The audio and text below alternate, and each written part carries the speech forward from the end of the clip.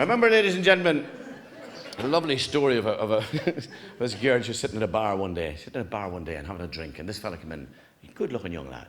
He was a sailor. And they got talking, and she said, what do you do? He said, I'm a sailor.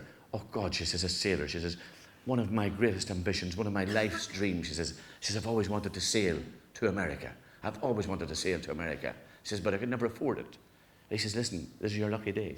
He says, I'm the man who can help you. He says, we're sailing tonight. He said, what I'll do is I'll smuggle you on board. He says, you'll be a stowaway. Now, it's good weather. We'll put you into one of the lifeboats underneath the tarpaulin. He says, I'll bring you breakfast, lunch, dinner. She says, no problem at all. Oh, she says, that's wonderful. She says, wonderful. How could I ever pay you? He says, well, think of something. Maybe a bit of tenderness and love in the afternoon.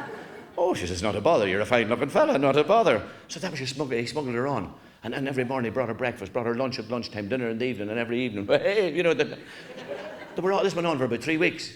And then one day the captain was doing his rounds, and they pulled back the tarpaulin, and he discovered your woman in the lifeboat. And he says, what's going on here? And she says, Captain, she says, I'm very sorry. She says, I'm a stowaway on your ship. She says, I'll tell you what happened. She says, I met one of your sailors, and I told him that my life's dream was to sail to America, but I couldn't afford it. And he very graciously, he helped me. He smuggled me on board the ship. He's hidden me here. He brings me breakfast every morning, lunch every lunchtime, dinner every dinner time. She says, and in the evening we have a bit of hanky-panky. In the evening he screws me. Captain says, well, he's certainly screwing you. He says, this is the Holyhead Ferry.